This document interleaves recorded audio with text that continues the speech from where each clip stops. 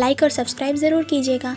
हम जियोंग्रम सिटी के एक ड्राई क्लीनिंग शॉप को देखते हैं जो कि हमारी फीमेल लीड ली दारिम की फैमिली रन करती थी। यहाँ दारिम के ग्रैंडपा खुशी में एक कस्टमर को बताते हैं कि उनका बेटा यानी दारिम के फादर फर्स्ट अटेम्प्ट में ही बार एग्जाम का फर्स्ट राउंड हाईएस्ट स्कोर से पास कर चुके हैं। इसी खुशी में ग्रैंडपा नेबरहुड में सेलिब्रेशन के लिए बैनर लगाना चाहते थे, पर उस समय दारिम की मॉम अपने पहले बच्चे के पैदा होने के बाद रिकवरी कर रही थी, तो उन्होंने ग्रैंडपा को कन्विंस करी कि सेकेंड राउंड क्लियर होने के बाद हम बैनर लगाएंगे। और यहाँ से एक दिन अमीर बनने के होप ने उनकी फैमिली को टॉर्चर करना शुरू कर दिया। 5 साल बाद लॉन्ड्री मशीन में 6 अलग लोगों के कपड़ों के साथ किसी के $30 के नोट भी वॉश हो रहे थे। ग्रैंडपा और ग्रैंडमा को पता नहीं चल पाता है कि पैसे किसके पॉकेट में रह गया था, तो ग्रैंडमा आइडिया देती हैं कि हम अपनी तरफ से हर किसी के पॉकेट में $30 रख देते हैं। जिन लोगों के पैसे नहीं होंगे वो ज़रूर पैसे रिटर्न कर देंगे। फिर वो कहती हैं, मैं किसी जज या प्रोसिक्यूटर की मॉम की तरह साउंड कर रही हूँ ना। असल में दारिम के डैड फर्स्ट अटेम्प्ट में प्रीलिम्स एग्जाम पास करने के बाद सेकेंड राउंड में फेल हो गए थे।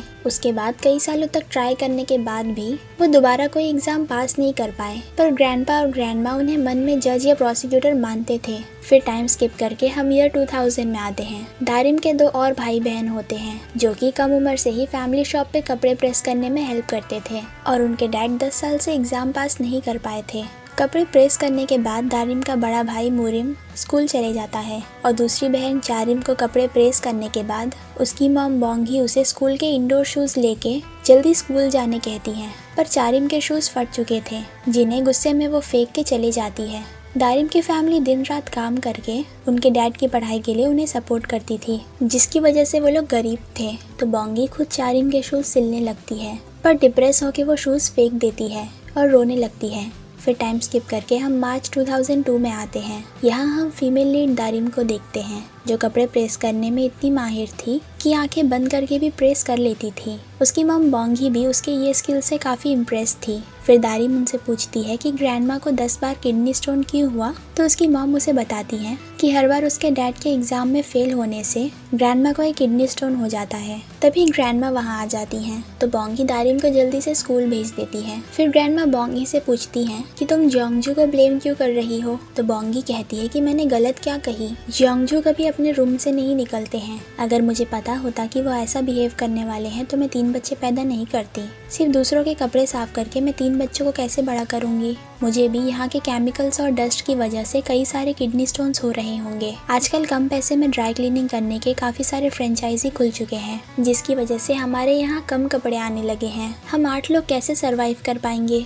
फिर हम जियोंगजू को अपने रूम में कई सारे किताबों के बीच में देखते हैं। उन्होंने पढ़ाई के लिए खुद को कमरे में बंद कर लिया था और उन्होंने फैमिली से बात करना भी बंद कर दिया था। फिर बोंगी ग्रैंडमा से रोते हुए कहती है कि आखिर जियोंगजू ने एक बार एग्जाम पास करके हमारा होप क्यों बढ़ाया, तो ग्रैंडमा भी उसे रोते हुए चुप कराने की कोशिश करती हैं। फिर जियोंगजू अचानक से काफ़ी बीमार होकर गुजर जाता है और उनकी फैमिली उनका फ्यूनरल मनाती है। यहाँ हम जियोंगजू की सिस्टर ली मियोन को भी देखते हैं। मियोन कहती है अगर जियोंगजू बार एग्जाम पास करके गुजरे होते तो काफ़ी सारे विजिटर्स आते और हमें मनी एनवेलप्स देते। फिर ग्रैंडमा जियोंगजू के लॉ के बुक्स को डिस्ट्रॉय करने जाती हैं क्योंकि उन्हें लगता है कि उन बुक्स ने जियोंगजू को मार दिया। मियोन अपनी मॉम को बुक्स पे गुस्सा निकालने से मना करती है और कहती है हमें ये बुक्स के सेकेंड हैंड स्टोर पे कुछ पैसे मिल जाएंगे। तो ग्रैंडमा गुस्से में मियोन के बाल खींचने लगती हैं और उसे चुप होने कहते रहती हैं। तभी मियोन के हाथ से बुक ग्रैंडपा के पैर पे गिर जाता है। फिर रात हो जाती है और सब सो जाते हैं। बोंगी दारिम से कहती है कि आज लास्ट टाइम तुम्हें डैड को कुछ कहना है तो तुम कह सकती हो। तो दारिम पूछती है कि आपने डैड से क्या कही।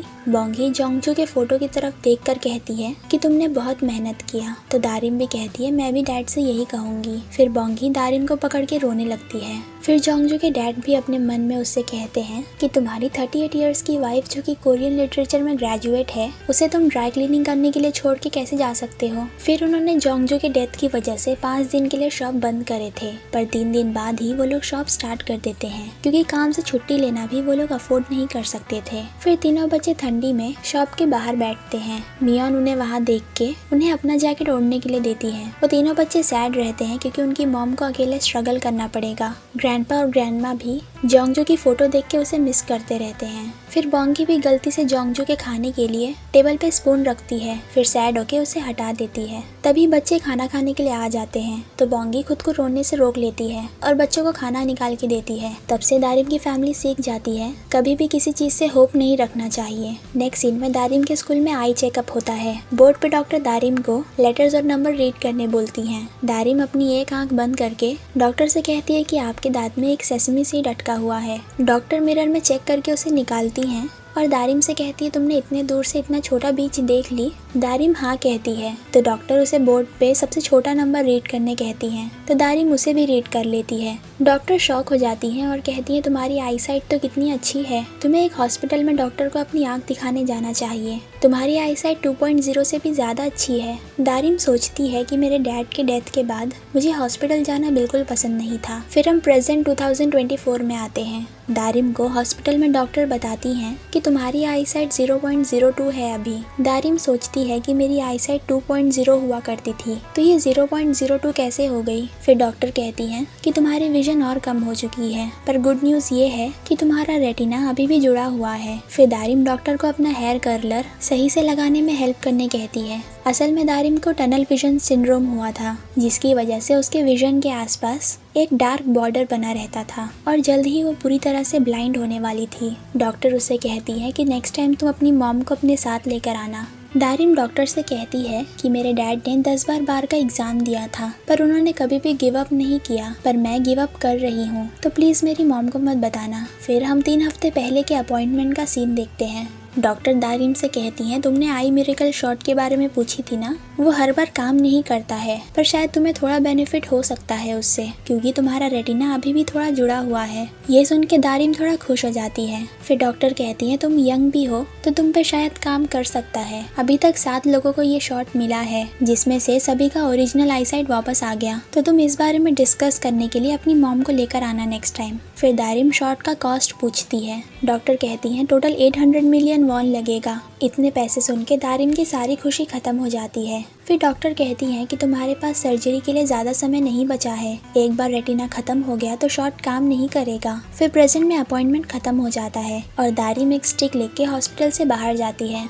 दारिम एक बैंक जाती है और अपनी टर्न आने का वेट करती है। वेटिंग एरिया में वो एक लेडी से बात करने लगती है और उन्हें अपने ड्राई क्लीनिंग स्टोर के बारे में बताती है। फिर दारिम का नंबर आता है। वो बैंक टेलर से अपने अकाउंट के सारे पैसे विड्रॉ करवाती है जो कि करीब 300,000 वॉन थे। फिर वो बैंक से निकल के रोड क्रॉस करने जाती है। रोड क्रॉस के दूसरी तरफ हम मेल लीड को देखते हैं जिसका नाम सियो कांगजू है। कांगजू को लाइटर से आवाज करने की हैबिट थी। फिर ग्रीन लाइट पे वो दोनों रोड क्रॉस करते हैं और कांगजू के साइड से जाते हुए दारिम वही लाइटर की आवाज नोटिस करती है और उसे बुरे नामों से बुलाने लगती है। कांगजू उसे देखने के लिए पीछे मुड़ता है, तभी एक गाड़ी आके उसे उड़ा देती है और गाड़ी से टकराने के बाद वो दारिम को देख के कहता है कि शायद उस लड़की ने मुझे कुछ बुरा बोली। फिर हम पास्ट का सीन देखते हैं। 8 साल पहले 2016 में एक बार कांगजू ने दारिम को रोड क्रॉस करने में हेल्प किया था। तब भी दारिम बहुत कम देख पाती थी पर उसने कांगजू का फेस देखी थी। नेक्स्ट डे कांगजू मिलिट्री ज्वाइन करने वाला था पर वो दारिम से उसका नंबर मांगता है और 2 साल बाद मिलिट्री से डिस्चार्ज होने के बाद कॉल करने का प्रॉमिस करता है। वो दोनों ने पहले स्कूल में स्क्रीन राइटिंग क्लास में ही ज्यादातर बात करे थे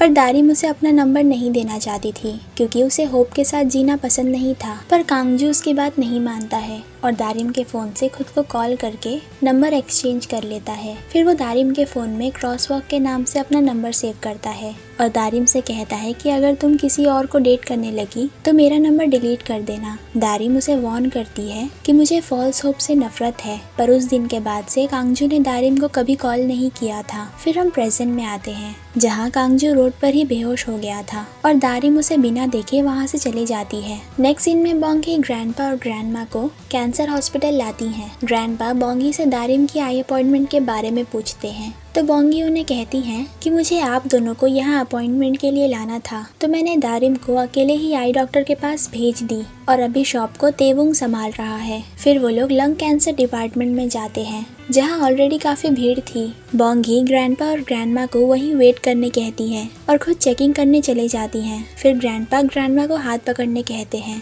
ताकि वो कहीं टकरा के गिर ना जाए, क्योंकि वो दोनों और बीमार होकर बोंगी को परेशान नहीं करना चाहते थे। फिर वेटिंग एरिया में कुछ सीट्स खाली होती है तो ग्रैंडपा ग्रैंडमा का हाथ छोड़ के भाग के सीट पे बैठने जाते हैं। फिर ग्रैंडमा भी सीट पे बैठती हैं और वो दोनों बोंगी के लिए भी सीट देखने लगते हैं। फिर ग्रैंडपा कहते हैं कि हमारी डॉटर इन लॉ 60 इयर्स की होने वाली है। ग्रैंडमा कहती है कि ज़्यादातर डॉटर्स अपने पेरेंट्स का ध्यान रखती हैं, पर हमारी डॉटर तो किसी काम की नहीं है। नेक्स्ट सीन में हम मियोन को देखते हैं जो कि अपने बेटे शिन को एलिमेंट्री स्कूल में लेने जाती है। शिन अपनी मॉम से अपसेट रहता है। मियोन उसे टैक्सी से चलने कहती है, पर शिन बिना कुछ बोले बस में बैठ जाता है। मियोन उससे पूछती है, क्या तुम ग्रैंड पेरेंट्स से मिलने जा रहे हो? क्या तुम उन्हें सब बता दोगे? वो दोनों इस एज में स्ट्रेस हैंडल नहीं कर पाएंगे तो हम बाद में वहाँ जाएंगे। पर शिन कुछ भी जवाब नहीं देता है। फिर मियोन ग्रैंड पेरेंट्स की सारी बीमारी काउंट करने लगती है और कहती है, इसीलिए तो तुम डॉक्टर बनना चाहते थे ना। ये सब कह के वो शिन को चुप रहने के लिए कन्विंस करती है। नेक्स्ट सीन में कांगजू हॉस्पिटल में एडमिट होके दारिम के बारे में सोचते रहता है। फिर उसके पेरेंट्स उससे वहाँ मिलने आते हैं। डॉक्टर उन्हें बताते हैं कि कांगजू के स्कैन्स नॉर्मल आए हैं। कुछ और टेस्ट करने के लिए कांगजू को वार्ड में कुछ दिन रखना पड़ेगा। फिर कांगजू की मॉम बेक जियोन उससे पूछती है, क्या वो गाड़ी वाला अरेस्ट हो गया? तो कांगजू कहता है कि थोड़ी गलती मेरी भी थी, मैं कुछ सोचने लगा था। फिर उसके डैड जी सियोंगदोन कांगजू को वार्ड में चेक इन करवाने के लिए चले जाते हैं। फिर जियोन कहती है कि ये हॉस्पिटल तुम्हें अच्छे से ट्रीट करेगा क्योंकि तुम्हारे डैड ने इस हॉस्पिटल में काफ़ी पैसे डोनेट करे हैं। कांगजू कहता है कि डैड को मेरी वजह से यहाँ आने के लिए मीटिंग कैंसिल करना पड़ा होगा। फिर जियोन उससे कहती है कि तुम तो स्मोक भी नहीं करते हो तो तुम्हें ग्रैंडपा का लाइटर लेने का क्या ज़रूरत था? अब तुम एंग्शियसनेस दूर करने के लिए इसे ओपन क्लोज करते रहते हो। क्या तुम्हें पता भी है कि मुझे इसकी आवाज़ बिल्कुल नहीं पसंद है? पर कांगजू कहता है कि मुझे इसकी आवाज़ पसंद है। फिर जियोन भी उस लाइटर को एक बार ट्राई करती है और कांगजू से कहती है कि तुम कितने वीक हो पर तुम्हारे ग्रैंडपा कितने ब्रेव थे। तुम्हें अपनी फादर की कंपनी लेने के लिए स्ट्रांग बनना होगा। नेक्स्ट सीन में हॉस्पिटल में डॉक्टर ग्रैंडपा को गुड न्यूज़ देते हैं कि आपका लंग कैंसर ठीक हो चुका है। फिर वो कहते हैं कि सर्जरी में आपके लंग्स का कुछ पीस निकालना पड़ा था तो आप खुद को जल्दी एग्जॉस्ट मत कीजिएगा। ये न्यूज़ सुन के वो लोग बहुत खुश हो जाते हैं। फिर बोंगी रिसेप्शन पे बिल पे करने जाती है। उसी रिसेप्शन पे कांगजू के डैड भी कांगजू को वार्ड में चेक इन करवाने आते हैं। बोंगी अपना बिल 6 महीने के इंस्टॉलमेंट में पे करती है। वहीं सियोंगदोन सबसे बड़ा VIP रूम बुक करता है। बोंगी बिल देख के सोचते रहती है कि फीस कितनी बढ़ गई है। हम तो एक शर्ट क्लीन करने का पिछले 20 साल से 3000 वॉन ही ले रहे हैं। उसे देख के ग्रैंडमा ग्रैंडपा से कहती हैं कि हमारी डॉटर इन लॉ अब खुद से ही बात करने लगी है, क्या वो हमारे बारे में कुछ बुरा बोल रही है? तो ग्रैंडपा कहते हैं कि बोंगी को कुछ भी बुरा बोलना नहीं आता है। नेक्स्ट सीन में हम दारिम के बड़े भाई मुरिम को देखते हैं जो कि एक पुलिस ऑफिसर होता है। वो पुलिस स्टेशन के बाहर अपने चीफ से जीसियोंग ग्रुप के चेयरमैन के बेटे यानी कांगजू के एक्सीडेंट के बारे में पूछता है। चीफ उसे बताती है कि ड्राइवर ड्रंक था। फिर वो उसे खुद को मदर इन लॉ बुलाने कहती हैं क्योंकि उनकी बेटी मुरिम की पार्टनर है, पर वो पुलिस स्टेशन में उन्हें मॉम बोलने से मना कर देता है। फिर चीफ कहती है कि अब से हम सारे यूनिफॉर्म्स तुम्हारे ड्राई क्लीनर में भिजवाएंगे, पर मुरिम उसके लिए भी मना कर देता है क्योंकि पुलिस स्टेशन में सबको पता चला तो चीफ की रेपुटेशन खराब हो सकती है। फिर चीफ गुस्सा होके वहाँ से चले जाती हैं। नेक्स्ट सीन में आई शॉट के कॉस्ट के बारे में सोचते हुए अपसेट होके दारिम घर आती है। उनके शॉप पे चा तेवुंग काम कर रहा था। तेवुंग दारिम से कहता है कि तुम अकेले डॉक्टर के पास जाती हो, तुम कितनी बड़ी हो गई हो। दारिम कहती है कि मैं 30 साल की हो चुकी हूँ अब। फिर तेवुंग को एक कस्टमर के कपड़े में लॉटरी का स्क्रैच कार्ड मिलता है तो वो उसे बास्केट में रख देता है। दारिम उसे बताती है कि कल मुझे भी एक लॉटरी का टिकट एक कस्टमर के कोर्ट में मिला था। फिर तेवुंग दारिम से पूछता है कि डॉक्टर ने क्या कही आज। दारिम कहती है कि सब सेम था और तेवुंग को आई शॉट के बारे में नहीं बताती है। फिर दारिम कस्टमर के लॉटरी टिकट को देख के पूछती है इसमें जीतने का क्या चांसेस होता है। तो तेवुंग उसे अपना खरीदा हुआ लॉटरी का टिकट देता है और कहता है कि आजकल सब इसे स्क्रैच कर रहे हैं तो हमें भी अपना लक ट्राई करना चाहिए। अगर ये लॉटरी हम जीत जाते हैं तो तुम सारे पैसे रख सकती हो जो कि टैक्सेस के बाद करीब 800 मिलियन वॉन होंगे। इतने ही पैसे दारिम को सर्जरी के लिए भी चाहिए थे। दारिम कहती है मैं ये नहीं जीत पाऊंगी, लॉटरी में जीतना एक फॉल्स होप होता है। पर तैवुंग कहता है कि कोई एक इंसान का जीतना तो पक्का है, शायद वो तुम ही बन जाओ। फिर वो उसे स्क्रैच करने के लिए कॉइन देता है। फिर वो लोग मिलके पहला नंबर स्क्रैच करते हैं जो कि 7 था। फिर तैवुंग उससे कहता है कि बाकी 6 नंबर में से एक भी 7 नंबर होगा तो तुम जीत जाओगी। फिर दारिम एक एक करके सारे नंबर स्क्रैच करना शुरू करती है। तभी बोंगी वहाँ आके ये सब देखती है और तैवुंग को मार के कहती है कि दारिम को ये सब मत सिखाया करो। दारिम अभी तक 5 नंबर स्क्रैच कर चुकी होती है। बोंगी दारिम से लॉटरी टिकट ले लेती है और कहती है इसे स्क्रैच करने का कोई फायदा नहीं है। दारिम अपना लॉटरी टिकट वापस मांगती है और कहती है शायद मैं 800 मिलियन वॉन जीत जाऊंगी। बोंगी उसे हार्डवर्क करके पैसे सेव करने कहती हैं। फिर वो तैवुंग से कहती हैं कि तुम यहाँ काम करके सिर्फ 1.2 मिलियन वॉन ही कमा पाते हो और बहुत मुश्किल से रूफटॉप यूनिट का रेंट पे कर पाते हो। दारिम चिल्ला के अपना लॉटरी टिकट वापस मांगती है तो बोंगी उसे लॉटरी टिकट वापस दे देती है। फिर वो तीनों लास्ट नंबर को स्क्रैच होते हुए देखते हैं पर वो भी 7 नहीं निकलता है, यानी वो लोग लॉटरी नहीं जीतते हैं। सब अपसेट हो जाते हैं और बोंगी कहती है कि यही हमारा लक है। दारिम अपनी मॉम को बताती है कि मुझे भूख लगी है तो बोंगी पूछती है कि डॉक्टर ने क्या कही आज, तो दारिम बिना जवाब दिए खाना मांगती है। कांगजू हॉस्पिटल के वीआईपी रूम में एडमिट हो जाता है। उसके बारे में 2 नर्सेस बात करने लगती हैं कि कांगजू जिनसेओन कंपनी के चेयरमैन का स्टेपसन है। सेयोंगडॉन का अपना कोई बायोलॉजिकल बेटा नहीं था। कांगजू की मॉम ने सेयोंगडॉन से शादी करने से पहले कांगजू को अपने साथ लाई थी। फिर हम पास्ट में जिनसेओंग कंपनी को देखते हैं। इसी फैशन कंपनी में दारिम की दूसरी बहन चारिम भी काम करती थी। कांगजू के डैड ने उसे अब्रॉड से पढ़ के आने के बाद सीधा कंपनी का डायरेक्टर बना दिए थे और ऐसा करने की वजह से उन्हें पता था कि बाकी एम्प्लॉयज डिसीजन से गुस्सा रहेंगे। सेयोंगडॉन ने हर किसी को कांगजू के साथ कैजुअली बिहेव करने कहा था। सेयोंगडॉन ऐसे ही कांगजू को कंपनी हैंड ओवर नहीं करना चाहते थे तो वो कांगजू को खुद मेहनत करके इसे हासिल करने कहते हैं। कांगजू अपने मन में सोचता है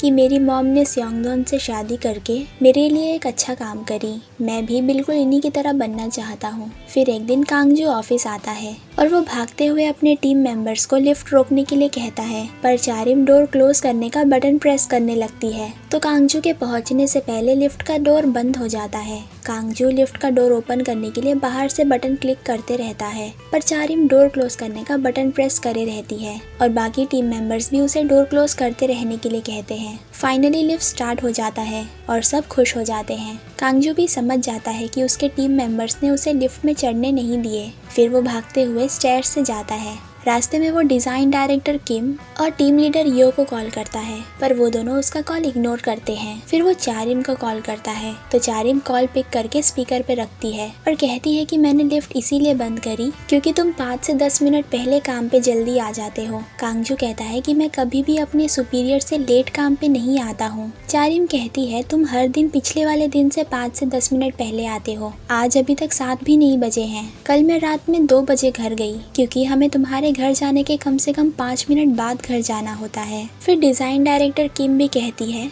कि ऐसा ही चलता रहा तो ऑफिस आने और जाने का टाइम ओवरलैप हो जाएगा। फिर टीम लीडर यो कहते हैं कि तुम्हें चेयरमैन से सीखना होगा कि अच्छा बॉस कैसे बना जाता है, हम में से कोई भी तुम्हारे प्रोजेक्ट में ज्वाइन नहीं होना चाहता था। कांगजू चिल्ला के कहता है कि फिर भी तुम लोग मेरे फेस पे डोर कैसे बंद कर सकते हो। तो चारिम भी चिल्ला के कहती है कि हम 1 सेकंड के लिए भी तुम्हारे साथ एक जगह पे नहीं रहना चाहते हैं। फिर वो कॉल कट कर देती है। कांगजू एंग्शियस होकर लाइटर बजाने लगता है और खुद को शांत करता है। उसके टीम मेंबर्स ऑफिस में जाके बात करते हैं क्या कांगजू हमें टॉर्चर करना चाहता है, वो एक ही डिज़ाइन को कितनी बार रिव्यू करवाएगा, वो हमेशा डिसीजन लेने में डिले करता है और लास्ट में सबसे बेकार डिज़ाइन चूज करता है। रोज इतनी सारी मीटिंग करने का क्या फ़ायदा है। सब मीटिंग के लिए कॉन्फ्रेंस रूम में चले जाते हैं। फिर इतनी सीढ़ी चढ़ के थकने के बाद कांगजू ऑफिस आता है। फिर कांगजू हमें उसके टीम मेंबर से इंट्रोड्यूस करवाता है। डिज़ाइन डायरेक्टर किम एक चोर है जो हमेशा जूनियर्स के डिज़ाइन चोरी करती है। टीम लीडर यो एक कॉपी मशीन है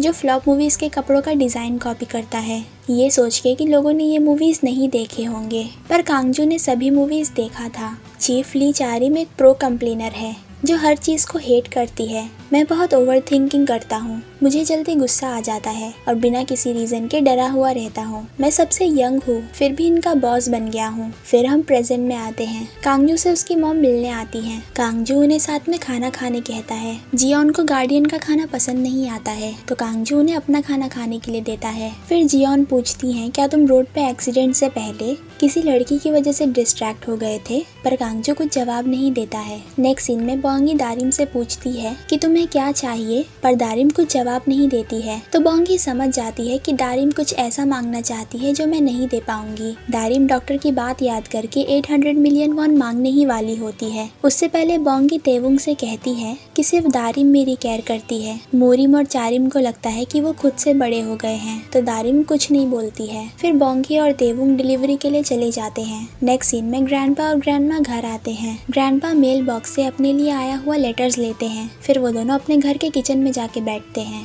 वो दोनों ग्रैंडपा के लंग कैंसर ठीक होने से खुश रहते हैं क्योंकि उन्हें अब से एक बिल कम पे करना पड़ेगा। फिर ग्रैंडपा ईयरली मेडिकल चेकअप का रिजल्ट ओपन करते हैं जिसमें पता चलता है कि ग्रैंडमा को स्टमक कैंसर हुआ है। ग्रैंडमा उस लेटर को फेंकने कहती हैं क्योंकि उन दोनों को पहले भी काफी सारे कैंसर हो चुके थे और बोंगी आज लंग कैंसर ठीक होने की न्यूज़ सुन के कितनी खुश थी तो वो लोग दोबारा बोंगी को परेशान नहीं करना चाहते थे। नेक्स्ट सीन में बोंगी और तेवुंग कपड़े डिलीवर करने जाते हैं। बोंगी तेवुंग से कहती है कि कस्टमर से कहना कि स्टेन को निकालने में बहुत मेहनत लगा वरना कस्टमर नोटिस नहीं करेंगे और उनमें डर बना रहेगा कि हमसे अच्छा कोई साफ नहीं करता है। फिर तेवुंग कहता है आपका सामान भारी है तो मुझे दे दीजिए। फिर बोंगी कहती है कि कोई बात नहीं, मैं उठा लूंगी। नेक्स्ट सीन में ग्रिलिंग रेस्टोरेंट में काम करने वाले नाम की दोंग अपनी बेटी नाम बोंग को स्टोरी बुक्स दारिम को जाकर देने कहते हैं। दारिम अपने शॉप पे लॉटरी का टिकट देखते हुए अपसेट रहती है और उसकी विजन और कम होने लगती है। तभी वहाँ बॉम आकर दारिम को स्टोरी बुक्स रिटर्न करती है जो कि उसने पढ़ के कंप्लीट कर चुकी थी। फिर बॉम कहती है कि मेरे डैड ने मुझे आईलिड सर्जरी करवाने से मना कर दिए तो मैंने प्रिटी दिखने के लिए आंखों के ऊपर टेप लगाई हूँ। दारिम भी उसे नजदीक से देखकर कहती है कि तुम तो बहुत प्रेटी लग रही हो। फिर बॉम कहती है कि मेरे डैड झूठ कहते हैं कि मैं प्रेटी नहीं लग रही हूँ ताकि उन्हें सर्जरी के लिए पैसे ना देने पड़े।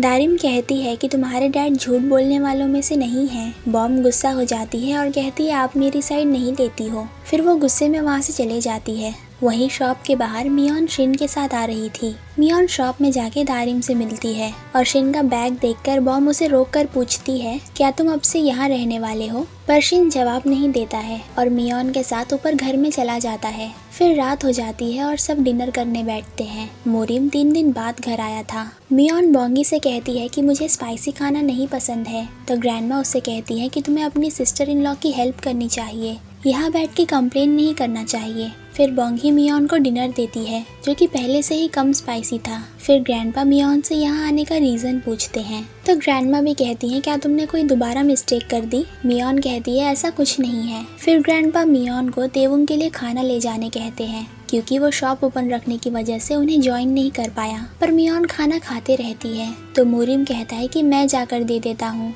पर मोरिम नाइट शिफ्ट करके आया था तो दारिम कहती है कि मैं देकर आती हूँ। फिर ग्रैंडपा मियोन को चिल्लाते हैं तो मियोन खाना देने जाती है। मियोन जाते हुए डरते रहती है कि कहीं शिन कुछ बता ना दे। दारिम नूडल्स खाते हुए काफी सारा खाना गिराते रहती है और बोंगी उसे ऐसा देखकर काफी सैड रहती है। फिर ग्रैंडपा ग्रैंडमा का खाना मियोन के साथ एक्सचेंज कर देते हैं क्योंकि वो कम स्पाइसी था और तीखा खाना ग्रैंडमा के स्टमक के लिए अच्छा नहीं था। ग्रैंडमा उन्हें ऐसा बिहेव करने से मना करते रहती हैं क्योंकि वो नहीं चाहती थी कि सबको पता चल जाए कि उनको स्टमक कैंसर हुआ है। फिर शिन ग्रैंडपा और ग्रैंडमा को बता देता है कि उसके मॉम और डैड डिवोर्स ले रहे हैं और वो दोनों हर समय लड़ते रहते हैं ये डिसाइड करने के लिए कि शिन किसके साथ रहेगा।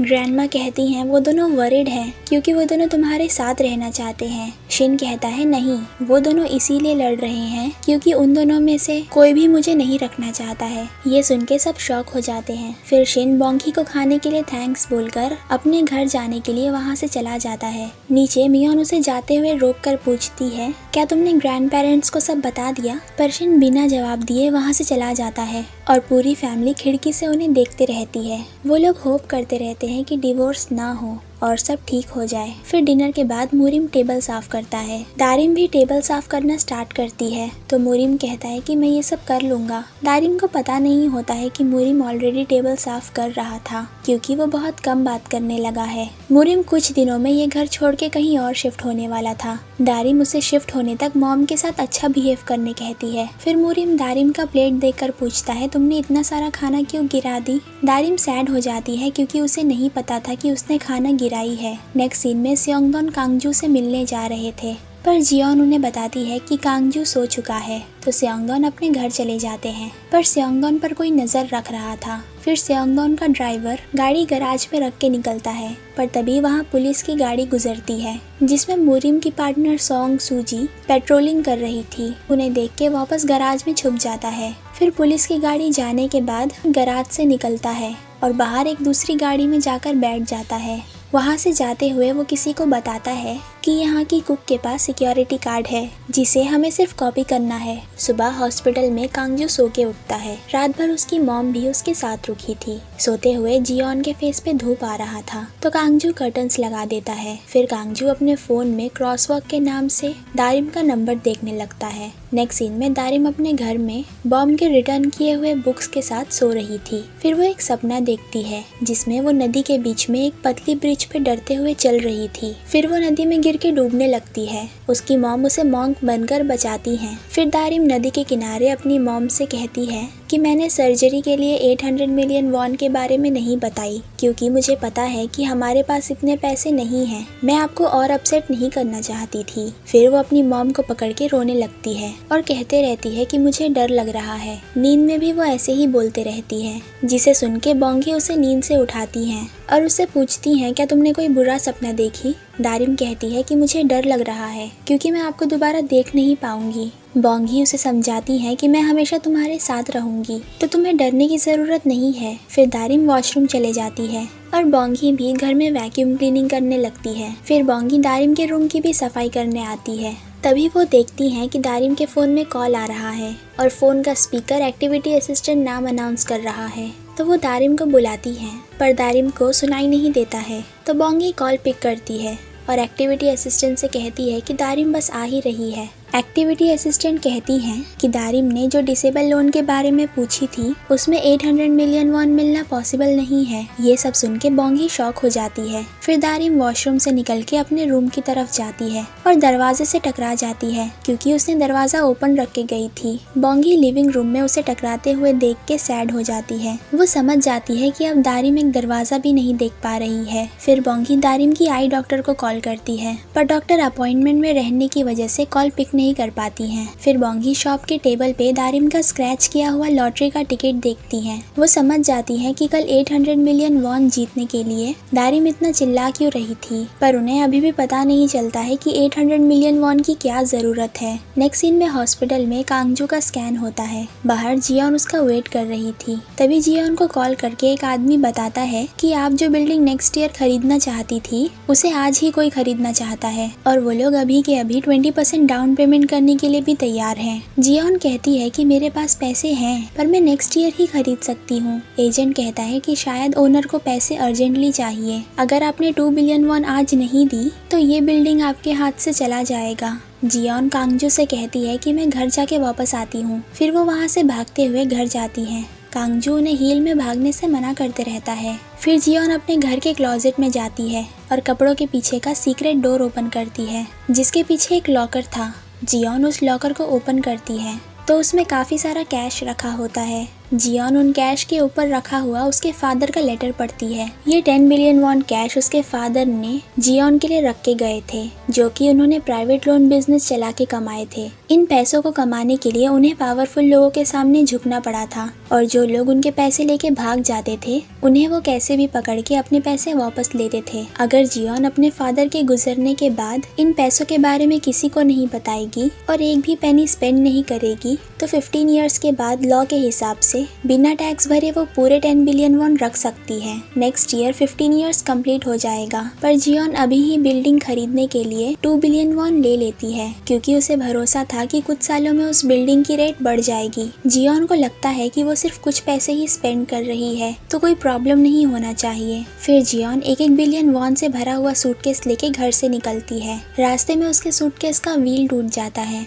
उसी के घर के बाहर बोंगी इस एरिया में डिलीवरी करने आई थी। बोंगी दारिम की डॉक्टर को कॉल करने की कोशिश करते रहती है, पर डॉक्टर अभी भी बिजी थी, तो बोंगी डिलीवरी करने चले जाती है। फिर जियोन घर से निकल के टैक्सी बुक करती है, क्योंकि उसकी गाड़ी सर्विस में थी। फिर बोंगी जियोन को उसके कपड़े देती है, पर जियोन के घर पे कोई नहीं था, क्योंकि उसे जल्दी बाहर जाना था और उसकी मेड छुट्टी पे थी क्योंकि कांगजू एडमिट है। तो बोंगी किसी और टाइम डिलीवरी करने के लिए मान जाती है। तभी जियोन को कॉल करके एजेंट जल्दी पैसे लाने कहता है, तो जियोन बोंगी से लिफ्ट मांगती है और बोंगी से ही अपने दोनों सूटकेस गाड़ी में रखवाती है। बोंगी भी कुछ नहीं कहती है, क्योंकि जियोन एक इम्पोर्टेंट कस्टमर है। फिर वो जियोन को गांगनम तक ड्रॉप करने जाती है। नेक्स्ट सीन में तेवुंग रूफटॉप पे स्टॉक्स में काम कर रहा था। वहाँ बॉक मिक्योंग आकर उससे इन्वेस्ट करने के लिए एक कंपनी का नाम पूछती है, पर तेवुंग अपना लैपटॉप बंद कर देता है, क्योंकि वो लॉस होने पे ब्लेम नहीं लेना चाहता था। स्टॉक से ही पैसे कमा के तेवुंग ने बिल्डिंग खरीदा था। मिक्योंग रियल एस्टेट में काम करती थी, जो कि तेवुंग की बिल्डिंग में रेंट कलेक्ट करती थी। वो तेवुंग से न्यू टेनेंट के डॉक्यूमेंट पे साइन करवाती है और बताती है कि न्यू टेनेंट कैट रखना चाहता है, क्योंकि उस कैट की मॉम खो गई है। फिर मिक्योंग तेवुंग से कहती है कि अगर तुम्हें मॉम चाहिए तो मैं तुम्हारी मॉम बन सकती हूँ, पर तेवुंग बोंगी को अपनी मॉम मानता था। नेक्स्ट सीन में बैंक वाली लेडी ड्राई क्लीनिंग शॉप पे आती है और ग्रैंडपा और ग्रैंडमा से कहती है कि इस स्टोर के बारे में आपकी ग्रैंड डॉटर ने बताई थी। नेक्स्ट सीन में दारिम एक बिल्डिंग में एक लेडी से मिलने जाती है और उनसे माफ़ी मांगती है, पर वो लेडी कहती है कि माफ़ी मांगने से कुछ नहीं होगा, मुझे बस मेरा शर्ट ठीक करके वापस चाहिए। तो दारिम उन्हें शर्ट के 300,000 वॉन पे करती है, जो कि उसने बैंक से निकाली थी। असल में दारिम ने आयरन करते समय उस लेडी के शर्ट का लोगो मेल्ट कर दी थी, पर दारिम की गलती के लिए उस लेडी ने बोंगी के बाल खींच के चिल्लाई थी। दारिम उसे इस इंसिडेंट के बारे में किसी को भी बताने से मना करती है, ताकि उनकी रेपुटेशन खराब ना हो जाए। फिर वहाँ से जाते हुए रास्ते में उसे मूरिम की फियांसे सूजी देखती है, तो सूजी और उसका पेट्रोलिंग पार्टनर चोई हियोंग च्योल दारिम को हेलो बोलने के लिए रुकते हैं। सूजी दारिम से कहती है कि वेडिंग से पहले हम दोनों एक बार कहीं बाहर खाना खाने चलते हैं, पर दारिम कहती है कि हम मान लेते हैं कि तुमने मुझे खाना खिला दी और उसके बदले में तुम मुझे पैसे दे दो। सूजी थोड़ी कंफ्यूज हो जाती है। दारिम कहती है कि तुम मुझे कुछ सस्ता ही खरीद के खिलाना। सूजी अपने वॉलेट के सारे पैसे दे देती है, तो दारिम उसे मील के लिए थैंक्स बोलती है। फिर सूजी पेट्रोलिंग के लिए वापस चली जाती है। ये पूरा इंसिडेंट उसके पार्टनर हियोंगचोल ने देखा था। सूजी कहती है कि शायद उसे पैसों की जरूरत होगी। उन पैसों को लेके वो डिपार्टमेंटल स्टोर में लॉटरी के टिकट खरीदती है, पर एक बार में वो सिर्फ 100 टिकट ही खरीद सकती थी। नेक्स्ट सीन में हॉस्पिटल में कांगजू को पेशेंट का खाना पसंद नहीं आ रहा था, तो वो भी उसी डिपार्टमेंटल स्टोर में आके नूडल्स खरीदता है और साइड में टेबल पे बैठ के नूडल्स खाता है। फिर दारिम भी उसके साइड में एक खाली चेयर पे आके बैठती है और लॉटरी के टिकट स्क्रैच करना शुरू कर देती है। कांगजू उसे देख के शॉक हो जाता है। दारिम पहला लॉटरी का टिकट नजदीक से देखती है, जो कि वो हार गई थी। फिर वो दूसरा लॉटरी का टिकट स्क्रैच करने लगती है, तभी उसका कॉइन जमीन पे गिर जाता है। कांगजू उसे कॉइन उठा के देता है। दारिम उसे थैंक्स बोलती है, पर वो जवाब नहीं देता है। फिर कांगजू जल्दी से नूडल्स खा के वहाँ से जाने लगता है, पर फिर वो रुक के सोचता है क्या दारिम ने अभी भी मेरा नंबर सेव करके रखी होगी। तो वो दारिम को कॉल करता है, क्योंकि उसे लगता है कि वो कांगजू जैसे इंसान को भूल चुकी होगी। पर दारिम के फोन में उसका नंबर सेव था और उसका फोन अनाउंस करने लगता है कि क्रॉसवॉक का कॉल आया है। पर क्रॉसवॉक का नाम सुनते ही दारिम उसे गाली देने लगती है। ये सुन के कांगजू सोचता है कि इसका मतलब कि मैंने पहले भी रोड पे सही सुना था। दारिम क्रॉसवॉक का कॉल आने से गुस्से में रहती है। कांगजू दारिम को इतने गुस्से में देख के शॉक हो जाता है, क्योंकि उसे नहीं पता था कि दारिम उससे इतना हेट करती है। तभी स्टोर के कैशियर कांगजू को उसके नाम से बुलाते हैं, क्योंकि उसने अपना क्रेडिट कार्ड रीडर में ही छोड़ दिया था। कांगजू डर जाता है, क्योंकि दारिम ने भी उसका नाम सुन ली थी। दारिम समझ जाती है कि इतनी देर से कांगजू ही उसके साइड में बैठा हुआ था, तो दारिम कांगजू के गले पे केन रखती है। कांगजू डरते हुए उसे हेलो बोलता है। नेक्स्ट सीन में बोंगी जियोन को गांगनम तक ड्रॉप करने जा रही थी। रास्ते में उनके साइड से कोई रैश ड्राइविंग करते हुए जाता है, तो जियोन उस ड्राइवर को चिल्लाने लगती है। उसे देख के बोंगी हंसने लगती है, क्योंकि काफ़ी टाइम से दारिम की वजह से वो टेंशन में थी। फिर बोंगी जियोन से उसके सूटकेस के बारे में पूछती है। जियोन झूठ कहती है कि उसमें बुक्स है जो वो डोनेट करने जा रही है। बोंगी को लगता है कि जियोन कितना अच्छा काम कर रही है। नेक्स्ट सीन में दारिम डिपार्टमेंटल स्टोर से निकल के अपने घर की तरफ जाती है। कांगजो भी दारिम के साथ चलते रहता है और उससे बात करने की कोशिश करते रहता है, पर उसे समझ नहीं आता है कि क्या बोलना चाहिए। दारिम भी उससे बात नहीं करती है। कांगजो को दारिम का नाम भी नहीं याद रहता है, तो दारिम और डिसअपॉइंट हो जाती है। फिर दारिम रोड क्रॉस करने लगती है। कांगजो उसे रेड लाइट होने से पहले जल्दी चलने के लिए कहता है, पर दारिम अपने नॉर्मल स्पीड में ही चल रही थी, तो कांगजो उसे रोड क्रॉस करवाने के लिए उसका हाथ पकड़ता है, पर दारिम अपना हाथ हटा लेती है। फिर रेड लाइट हो जाता है तो कांगजो उसका हाथ पकड़ के जल्दी उसे रोड क्रॉस करवाता है। उसके बाद कांगजो कहता है कि मुझे पता है कि तुम मुझे हेट करती हो क्योंकि मैंने तुम्हें कॉल नहीं किया, पर तुमने भी मुझे कभी कॉल नहीं करी थी। दारिम बिना कुछ बोले वहाँ से जाने लगती है। फिर कांगजो कहता है, मैंने कॉल इसीलिए नहीं किया क्योंकि उस दिन मुझे सिर्फ तुम पे तरस आ रहा था, मैं तुमसे प्यार नहीं करता था। तो दारिम गुस्से में उसे अपने केन से मारने लगती है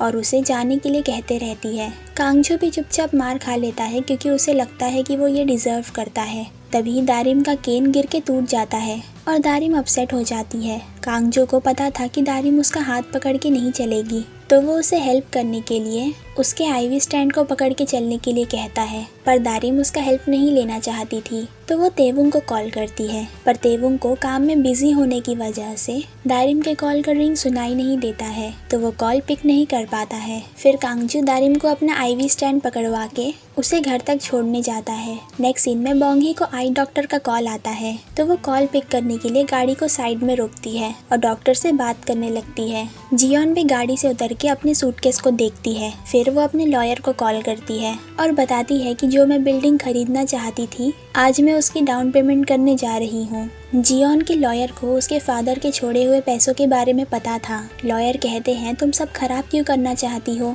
अभी 15 साल कंप्लीट होने में सिर्फ 4 महीने बचे हैं। उसके बाद तुम जो चाहे उस पैसों का कर सकती हो, वरना फिर तुम्हें उन सभी पैसों के ऊपर टैक्स पे करना पड़ेगा। पर जियोन कहती है कि मैं सिर्फ डाउन पेमेंट कर रही हूँ, अभी बिल्डिंग मेरे नाम पे नहीं होगी तो टैक्स ऑफिस वालों को पता नहीं चलेगा कि मेरे पास कैश है, यानी मैं पकड़ी नहीं जाऊंगी। और अगर मैं तुम्हारी बात सुनते रहूंगी तो मेरे हाथ से पैसे कमाने का मौका चला जाएगा। लॉयर कहते हैं कि टैक्स ऑफिस वाले जब चाहे पता कर सकते हैं कि तुम कब कहाँ पैसे स्पेंड कर रही हो, तो वो तुम पे तुरंत चार्जेस लगा देंगे। जियोन गुस्सा होके कॉल कट कर देती है और कार में जाके वापस बैठ जाती है। पर जियोन लॉयर की बात मान के बिल्डिंग खरीदने का अपना डिसीजन चेंज कर लेती है। बोंगी जियोन से कहती है कि आपको ड्रॉप करने के बाद मुझे मेरी बेटी के आई डॉक्टर से मिलने जाना है। फिर जियोन सैड होके कहती है कि तुम्हें जहाँ जाना है हम पहले वहाँ चलते हैं, फिर तुम मुझे घर ड्रॉप कर देना, क्योंकि जहाँ मुझे जाना था वो जगह ऑलरेडी बंद हो चुकी है। तो बोंगी को लगता है कि उसके गाड़ी साइड में रोकने की वजह से जियोन को लेट हो गया, पर जियोन कहती है ऐसा नहीं है, आपने गाड़ी रोक के एक तरह से मेरी हेल्प ही करी हो। फिर बोंगी जियोन को उसके घर छोड़ने चली जाती है। नेक्स्ट सीन में ग्रैंडमा घर में गार्डनिंग टूल ढूंढती हैं, क्योंकि कल ग्रैंडमा और ग्रैंडपा कम्युनिटी सेंटर के लोगों के साथ जाके माउंटेन पे ग्रीन्स इकट्ठा करने वाले हैं। पर ग्रैंडपा उन्हें वहां जाने से मना करते हैं, क्योंकि उनके साथ जाने वाले सारे फ्रेंड्स ऑलरेडी गुजर चुके थे और वो दोनों ही सिर्फ वहां जाने वाले सबसे ओल्ड लोग थे, जिसकी वजह से ग्रैंडपा को अनकंफर्टेबल लगता था। पर ग्रैंडमा कहती हैं कि हमें कोई भी अनकंफर्टेबल फील नहीं करवाता है। ग्रैंडमा को उनके बेटे जोंगजू के मेमोरियल में रखने के लिए माउंटेन से कुछ ग्रीन जमा करके रखना था, क्योंकि वो लोग मेमोरियल सर्विस हर साल रखते थे और इस साल भी वो ऐसा ही करना चाहती थी। पर ग्रैंडपा फिर भी नहीं जाना चाहते थे, क्योंकि ग्रैंडमा की तबीयत ठीक नहीं है। पर ग्रैंडमा गुस्सा होके कहती हैं कि तुम बार बार ऐसा क्यों कहते हो कि मेरी तबीयत ठीक नहीं है। 90 की एज में कैंसर होना कोई बड़ी बात नहीं है, इस एज में हर किसी को कैंसर होता है, इसीलिए मैं बीमार नहीं हूँ। तो ग्रैंडपा मान जाते हैं। फिर ग्रैंडपा मिक्योंग की रियल एस्टेट एजेंसी में जाते हैं और मिक्योंग से गार्डनिंग टूल मांगते हैं। तो मिक्योंग कहती है कि डोर पे एक पैर रख के खड़े होने से आने वाला गुड लक चला जाता है। ग्रैंडपा कहते हैं कि पता नहीं मेरी लाइफ में कोई गुड लक बचा है या नहीं। तो मिक्योंग कहती है कि हर किसी की लाइफ में एक गुड लक जरूर होता है, अगर अभी तक गुड लक नहीं आया है तो जल्द ही जरूर आ जाएगा। फिर मिक्योंग गार्डनिंग टूल ढूंढने लगती है पर उसे नहीं मिलता है, तो ग्रैंडपा गार्डनिंग टूल बॉम के रेस्टोरेंट में मांगने जाते हैं, पर वहाँ कस्टमर की काफी भीड़ थी तो वो बॉम से बात करने लगते हैं। रेस्टोरेंट में कीदोंग और उसकी मदर इन लॉ हैजा काम कर रहे थे। कीदोंग ग्रैंडपा को देखकर उन्हें अंदर खाना खाने के लिए चलने कहता है, पर ग्रैंडपा कहते हैं कि तुम्हें खाना कस्टमर्स को सर्व करना चाहिए। फिर भी कीदोंग उनके लिए खाना पैक करने के लिए चला जाता है, तो ग्रैंडपा मना करते हुए वहाँ से चले जाते हैं। बॉम भी उनके साथ दारिम से मिलने के लिए चली जाती है। फिर जब तक कीदोंग खाना लेकर आता है वो दोनों जा चुके थे। हैजा कीदोंग से कहती है कि बॉम दारिम को बहुत पसंद करती है, एक दिन बॉम उनके फैमिली के साथ ही रहने लगेगी। नेक्स्ट सीन में स्योंगडोंग कांगजू से मिलने हॉस्पिटल आता है, पर वहाँ कांगजू और जियोन में से कोई नहीं था, तो स्योंगडोंग जियोन को कॉल करता है। जियोन अपने घर में कैश का सूटकेस लेकर आती है और लॉकर में कैश वापस रखने लगती है। तभी उसे स्योंगडोंग कॉल करके पूछता है कि तुम कहाँ हो। जियोन झूठ बोलती है कि मैं हॉस्पिटल में ही हूँ। स्योंगडोंग गुस्से में कॉल कट कर देता है और सोचता है कि मैं जियोन पे कभी भरोसा नहीं कर सकता हूँ। फिर वहाँ नर्स आती है तो स्योंगडोंग उससे पूछता है कि पेशेंट कांगजू कहाँ है, तो नर्स बताती है कि वो बाहर गए हैं। नेक्स्ट सीन में दारिम की आई डॉक्टर बोंगी को दारिम के आई शॉट के बारे में सब बता देती है, जिसकी वजह से उन्हें 800 मिलियन वॉन जल्द ही पे करना पड़ेगा, क्योंकि दारिम के पास ब्लाइंड होने से पहले ज़्यादा टाइम नहीं बचा है। बोंगी रोने लगती है क्योंकि दारिम के पास अपनी आंखें वापस पाने का चांस है और दारिम को शॉट के बारे में पता था, पर उसने बोंगी को कॉस्ट की वजह से नहीं बताई। बोंगी डॉक्टर से कहती है कि दारिम को अपनी आई साइट खो के पूरी जिंदगी अंधेरे में जीना पड़ेगा, क्योंकि उसे मेरी जैसी मॉम मिली जो शॉट के लिए पैसे पे नहीं कर सकती है। फिर बोंगी वहाँ से चले जाती है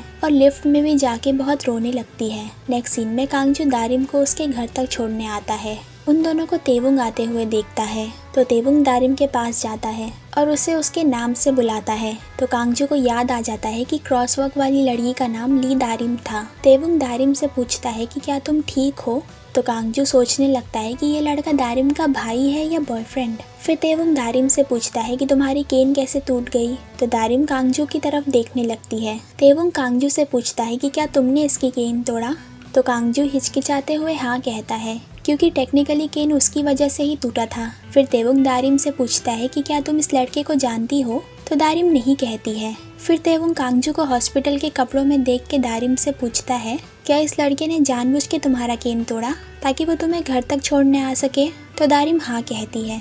ये सुन के कांगजू शॉक हो जाता है और तेवुंग गुस्से में कांगजू का कॉलर पकड़ लेता है। फिर तेवुंग कांगजू से कहता है कि दारिम ब्लाइंड है तो वो तुम्हें इजी टारगेट लगी दारिम को हरास करने के लिए। अभी मैं तुम्हारे फेस को आयरन से प्रेस करके सारे रिंकल्स हटाता हूँ। फिर वो उसे खींच के स्टोर के अंदर ले जाता है। दारिम भी स्टोर का दरवाजा बंद करके स्माइल करने लगती है। तेवुंग कांगजू को मारने के लिए रेडी होने लगता है। दारिम तेवुंग को बताती है कि मेरे मना करने पर भी कांगजू ने मेरा नंबर लिया और मुझे कॉल करने का प्रॉमिस किया। फिर मेरा फ़ोन लेके उसमें भी अपना नंबर सेव कर दिया। तेवुंग कहता है कि इसने ये सब किया जबकि तुमने इसे रिजेक्ट कर दी थी। फिर वो दारिम और कांगजू से फ़ोन मांगता है और कांगजू से पूछता है कि तुमने क्या नाम सेव किया था। कांगजू हिचकिचाने लगता है और धीरे से क्रॉसवॉक कहता है। दारिम कहती है कि इसने मुझे क्रॉसवॉक से फॉलो करना शुरू किया था। तेवुंग और गुस्सा हो जाता है और कांगजू से कहता है कि तुमने अपना रियल नेम भी छुपाने का कोशिश किया। फिर वो दारिम को आयरन का प्लग लगा के स्टार्ट करने कहता है और दारिम आयरन का प्लग लगाना स्टार्ट भी कर देती है, पर दारिम असल में प्लग नहीं लगाती है। कांगजू डरते हुए कहते रहता है कि तुम्हें मिसअंडरस्टैंडिंग हुआ है। दारिम तेवुंग से पूछती है कि कॉटन और पॉलिएस्टर में से कौन सा ऑप्शन सेट करूं। तेवुंग कहता है कि सबसे हाई टेम्परेचर सेट करो। कांगजू प्रॉमिस करता है कि मैं दारिम को कभी हरास नहीं करूंगा और अपना फ़ोन लेके वहाँ से चला जाता है। जियोन घर में कैश रख के हॉस्पिटल वापस आती है, पर स्योंगडोन वेटिंग एरिया में उसका वेट कर रहा था। स्योंगडोन अपसेट रहता है क्योंकि उसने पहले ही कहा था कि उसे झूठ नहीं पसंद है। फिर वो जियोन को वार्न भी करता है कि अगर जियोन झूठ बोलते रहेगी तो वो उसके साथ नहीं रह पाएगा। जियोन उसे सॉरी बोलती है। स्योंगडोन झूठ बोलने से हेट करता था क्योंकि पास्ट में एक औरत ने उससे झूठ बोल के उसे फूल बनाई थी, जिसकी वजह से स्योंगडोन को ट्रस्ट इश्यूज थे। इसी वजह से उसने काफी समय तक शादी नहीं किया था और खुद को काम में बिजी रखता था। पर उसने जियोन के फादर पे भरोसा करके जियोन से शादी किया था। इसीलिए शादी के वक्त उसने जियोन से रिक्वेस्ट किया था कि कभी भी मुझसे झूठ मत बोलना। फिर वहाँ से जाते हुए जियोन कहती है, क्या तुम मुझसे नहीं पूछोगे कि मैं कहाँ गई थी? सियोंगडन कहता है कि हमेशा की तरह कोई स्टोर वाले तुम्हें कॉल करके बोले होंगे कि उनके स्टोर पे लिमिटेड स्टॉक आया है, तो तुम भागती हुई उसे खरीदने चले गई होगी। मैं अपसेट नहीं होऊंगा अगर तुम बहुत इंपॉर्टेंट चीज़ के लिए झूठ बोलोगी तो। नेक्स्ट टाइम पहले ही बता देना कि मैं और डिज़ाइनर आइटम खरीदने जा रही हूँ। फिर जियोन उसे घर चलने के लिए कहती है तो सियोंगडन कहता है, मुझे पहले कांगजू से मिलना है। नेक्स्ट सीन में बोंगी लेट घर आती है। ग्रैंडपा और ग्रैंडमा उसका वेट कर रहे थे।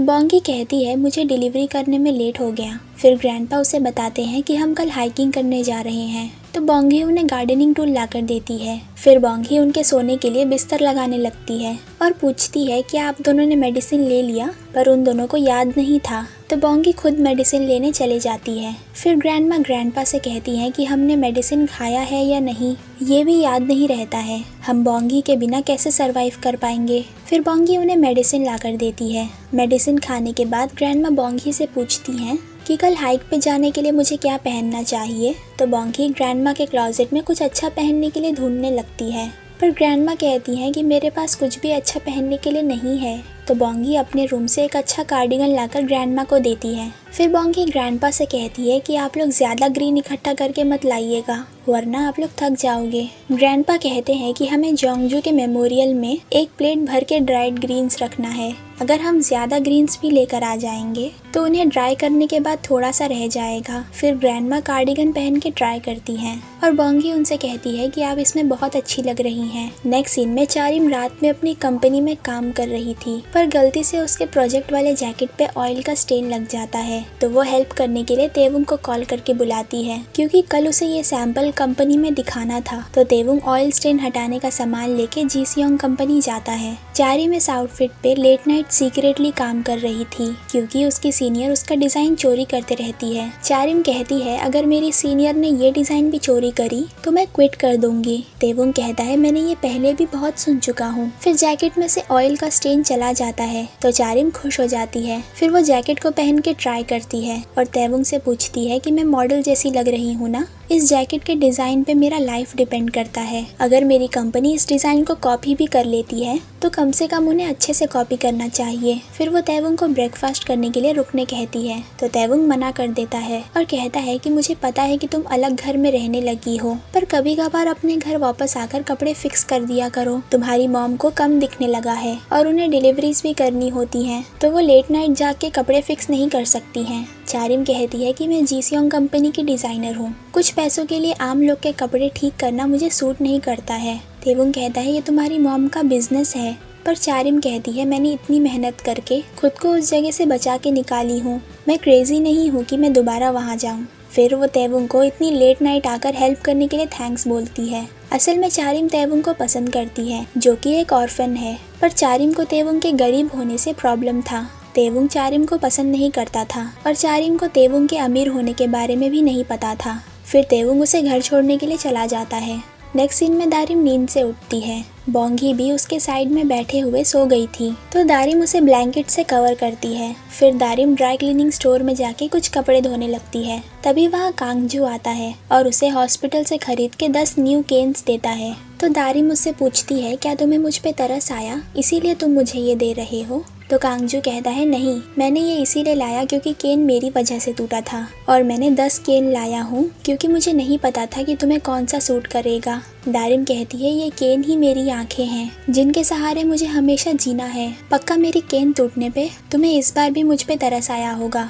तो कांगजू चिल्ला के कहता है कि सच में मुझे कोई तरस नहीं आया तुम पे। फिर वो पूछता है कि कल जो लड़का यहाँ था वो तुम्हारा भाई था या बॉयफ्रेंड? तो दारिम कहती है, वो मेरा बॉयफ्रेंड था। कांगजू कंफ्यूज होके कहता है कि जब तुम्हारा पहले से एक बॉयफ्रेंड है तो भला मुझे तुम पे तरस क्यों आएगा? फिर दारिम कहती है, तुमसे दोबारा मिलके अच्छा लगा। तुमने 8 साल तक कॉल नहीं किया, पर डिपार्टमेंटल स्टोर पे सिर्फ ग्रीट कर देते तो अच्छा लगता मुझे। तुम नूडल्स खाते हुए मुझे वहाँ देख के भाग रहे थे क्योंकि तुम्हें लगा कि मैं तुम्हें डेट करने के लिए कहूँगी। तुम्हारी सोच कितनी ओल्ड फैशन है। फिर कांगजू उसे इतनी सारी लॉटरी टिकट खरीदने का रीज़न पूछता है, पर दारिम उसे बिना कुछ बताए वहाँ से जाने के लिए कहती है। तो कांगजू वहाँ से जाते हुए पूछता है, क्या मैं डोर बंद कर दूँ?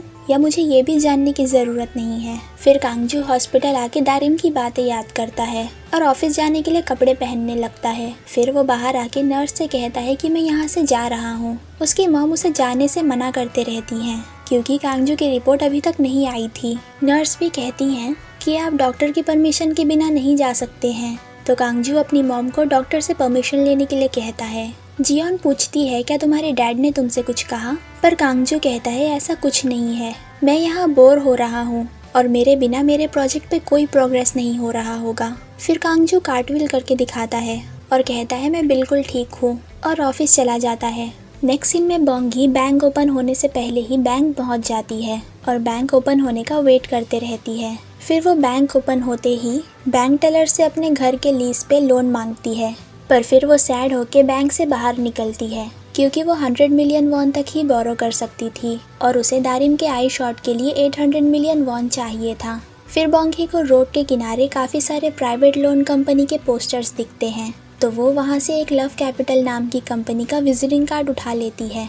नेक्स्ट सीन में ग्रैंडपा और ग्रैंडमा कम्युनिटी के बाकी ओल्ड लोगों के साथ गाना गाते हुए बस से हाइकिंग के लिए जाते हैं। फिर माउंटेन्स को देखते हुए वो दोनों अपने बेटे को मिस करने लगते हैं। ग्रैंडपा कहते हैं जोंगजू ने पूरी जिंदगी सिर्फ पढ़ाई किया और वो अपनी जिंदगी एंजॉय भी नहीं कर पाया। नेक्स्ट सीन में स्योंगडॉन का ड्राइवर मिनकी अपने पार्टनर के साथ जियोन का सीक्रेट लॉकर वेल्डिंग करके तोड़ देता है। जियोन हॉस्पिटल में डिस्चार्ज के पेपर कंप्लीट करके हॉस्पिटल से निकलती है। फिर वो ड्राइवर मिनकी को कॉल करती है, पर वो उसका कॉल पिक नहीं करता है, तो वो स्योंगडॉन को कॉल करके पूछती है कि ड्राइवर मिनकी अभी कहाँ है। स्योंगडॉन कहता है कि मिनकी कंपनी के लिए काम करता है, तुम्हारे लिए नहीं, तो तुम खुद ड्राइव करो या टैक्सी लेकर जाओ। तो जियोन कॉल कट कर देती है। फिर स्योंगडॉन का सिर दुखने लगता है, तो कांगजू कहता है कि आपको रेस्ट करना चाहिए और फिर वो एक दूसरे एम्प्लॉय को कहता है कि ड्राइवर मिनकी को कॉल करके गाड़ी निकालने बोलो। फिर वो स्योंगडॉन से पूछते रहता है कि क्या मैं आपके सर का मसाज कर दूं, पर स्योंगडॉन मना कर देता है। नेक्स्ट सीन में जियोन टैक्सी लेके घर जाती है और अपनी मेट को कॉल करके आने के लिए कहती है क्योंकि कांगजू जल्दी डिस्चार्ज हो गया है। किदोंग की मदर इन लॉ हैजा ही जियोन के घर में काम करती थी, तो वो तुरंत जियोन के घर जाने के लिए अपने घर से निकलती है। नेक्स्ट सीन में ड्राइवर मिनकी और उसका पार्टनर लॉकर में इतने सारे पैसे देख के खुश हो जाते हैं और सारे पैसे चोरी करने लगते हैं। फिर एक एम्प्लॉय स्योंगडॉन को बताता है कि गाड़ी अभी भी कंपनी में है, पर मिनकी नहीं मिल रहा है कहीं। तो कांगजू कहता है कि मैं आपको ड्राइव करके घर छोड़ देता हूँ। नेक्स्ट सीन में ग्रैंडपा और ग्रैंडमा माउंटेन पे अच्छे ग्रीन्स ढूंढ रहे थे। ग्रैंडमा कहती हैं कि कल मुझे गुड लक ड्रीम आया, इसका मतलब हम जल्द ही रिच हो जाएंगे। अगर हम यहाँ से वाइल्ड जिनसिंग ढूंढ लेते हैं तो वो हम 10 मिलियन वॉन में बेच पाएंगे। फिर वो दोनों अच्छे ग्रीन्स ढूंढने के लिए अकेले और ऊपर माउंटेन पे चले जाते हैं। नेक्स्ट सीन में जियोन टैक्सी से घर वापस आती है, पर वो सिक्योरिटी लॉक को देख के कंफ्यूज हो जाती है क्योंकि डोर पहले से ओपन था। नेक्स्ट सीन में बोंगी मिक्योंग से इस नेबरहुड में 2 बेडरूम अपार्टमेंट का रेंट पूछती है, तो मिक्योंग को लगता है वो मोरिम और उसकी होने वाली ब्राइड के लिए पूछ रही होगी, पर ऐसा नहीं था। मोरिम शिफ्ट हो रहा था तो बोंगी अपना घर छोटा करने के बारे में सोच रही थी। तभी बाहर जोर से सायरन बजने लगता है, तो सब अपने स्टोर से बाहर आते हैं। बोंगी दारिम से पूछती है कि क्या सायरन माउंटेन की तरफ से आ रहा है जहाँ तुम्हारे ग्रैंड पेरेंट्स गए हैं। जियोन घर आती है तो उसे जलने की स्मेल आती है, जो कि ब्लो टॉर्च से सेफ तोड़ने की वजह से आ रहा था। फिर जियोन अपने रूम में जाके देखती है कि उसका लॉकर टूटा हुआ है और उसका सारा पैसा चोरी हो चुका है। फिर वो रूम से निकलती है तो उसे पैसों से भरा हुआ बैग मिलता है, तो वो हेल्प के लिए किसी को कॉल करने लगती है, पर तभी वहाँ मिनकी का पार्टनर गिलसुन आ जाता है और जियोन का मुंह बंद करके उसे कॉल करने से रोकता है, पर जियोन उसके पैर पे मार के खुद को छुड़ा लेती है। तब तक वहाँ मिनकी भी आ जाता है। फिर मिनकी पैसे का बैग लेके जाने लगता है, पर जियोन बैग का हैंडल पकड़ के उसे पैसे ले जाने से रोकने लगती है। हैजा भी जियोन के घर की तरफ आ रही थी। गिलसुन बैग को गोल्फ स्टिक से हिट करता है, तो पैसों के साथ जियोन गिर जाती है। गिलसुन जियोन से कहता है कि पुलिस को कॉल करना हम दोनों के लिए अच्छा नहीं है, यानी उन लोग को पता रहता है कि ये टैक्स से बचाया हुआ पैसा है। फिर जियोन बेहोश हो जाती है। मिनकी और गिलसुन जियोन का हाथ पैर बांधने लगते हैं। तभी जियोन मिनकी को लात मारती है और मिनकी गिर जाता है। साथ ही मिनकी का लाइटर भी गिर के सोफे के नीचे चला जाता है। फिर मिनकी जियोन का फोन ले लेता है और वो दोनों 2 पैसों से भरा हुआ बैग गाड़ी में रख के चले जाते हैं। फिर जियोन वापस होश में आती है और एक ग्लास के वेस को धक्का देके गिराती है। फिर वो उसमें से एक ग्लास का पीस उठाती है और अपने हाथ को खोलने की कोशिश करती है, पर कांच लगने से उसके हाथ से खून आने लगता है। फिर भागते हुए गिल्सुन जियोन का फोन गाड़ी से बाहर फेंक देता है। उनका प्लान था कि आज इंचियोन पोर्ट से वो दोनों चाइना के लिए निकल जाएंगे। फिर वो दोनों हंसने लगते हैं क्योंकि उन दोनों को नहीं पता था कि लॉकर में इतने सारे पैसे रखे होंगे। फिर जियोन अपने घर से निकल के चोर चोर चिल्लाने लगती है। उसकी मेड हैजा भी घर की तरफ आ रही थी। वो जियोन को इस हालत में देख के पूछती है कि क्या हुआ, पर जियोन सिर्फ चोर और मेरे पैसे कह रही थी। तो हैजा पुलिस को कॉल करती है, पर जियोन उसका फ़ोन लेके कॉल कट कर देती है और उसे रिपोर्ट करने से मना करती है। तभी वहाँ सियोंगदोन और कांगजू भी आ जाते हैं और जियोन से पूछते हैं कि क्या हुआ, पर जियोन सिर्फ रोते रहती है। तभी हैजा को पुलिस वाले कॉल बैक करते हैं, तो जियोन कॉल पिक करके कहती है कि कुछ नहीं हुआ है, सिर्फ गलती से नंबर मिसडायल हो गया था। पर पुलिस वाले कहते हैं कि क्या आप ऐसी सिचुएशन में हैं जिसमें आप डायरेक्ट नहीं बता सकती हैं, तो सिर्फ यस बोलिए। जियोन कहती है नहीं, मैं कोई ट्रबल में नहीं हूँ। फिर वो सभी जियोन को उठा के घर में ले जाते हैं।